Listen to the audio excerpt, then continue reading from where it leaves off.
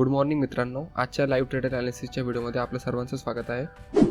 आज सकाळी बँक निफ्टीमध्ये 9:41ला मी ट्रेड घेतला होता पुढच्या साईडला व 9:43ला अवघ्या 2 मिनिटातच प्रॉफिट बुक करून मी ट्रेडमधून बाहेर पडलो। आज आपण त्या पुटमध्ये टोटल 450चा प्रॉफिट बुक केला आहे व या पुटमध्ये मी 5500ची इन्व्हेस्टमेंट केलेली होती, म्हणजे एका दिवसात 8%च्या आसपास मी प्रॉफिट कमवलेला आहे। कधी पण ट्रेडिंगमध्ये ही अमाऊंटवरती लक्ष नाही द्यायचं, तर आपण किती पर्सेंट कमवतोय त्यावर लक्ष द्यायचं। कारण हेच जर आज मी 55,000 लावले असते तर हेच 4,500 कमवले असते, जर हेच 5,50,000 लावले असते तर हेच 45,000 कमवले असते। म्हणून कधी पण पर्सेंटवरती बघायचं। तर चला त्या ट्रेड मागचा ॲनालिसिस बघू।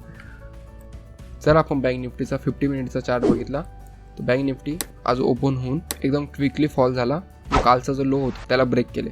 इथे खूप रिटेल लोकांनी शॉर्ट केले असेल व खूप अल्गोज पण इथे वर्क झाले असते, पण त्या सर्वांचा स्टॉप लॉस घेऊन बँक निफ्टी एकदम पॉझिटिव्ह कॅन्डल मध्ये क्लोज झाला। तर चला तो ट्रेड मी 5 मिनिटवरती कसा घेतला ते बघू।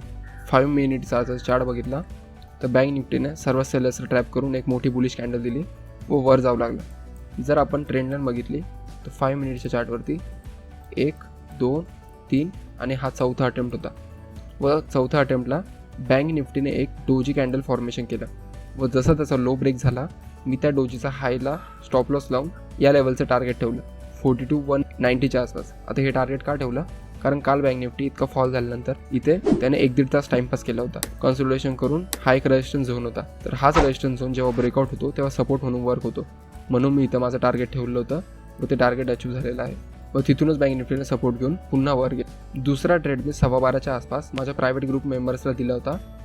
जर आपण 50 मिनिटचा चार्ट बघितला तर बँक निफ्टीला एक रेजिस्टन्सची ट्रेंड लाईन येत होती 12 वाजेच्या आसपास व तिथून बँक निफ्टीने रेजिस्टन्स घेतला।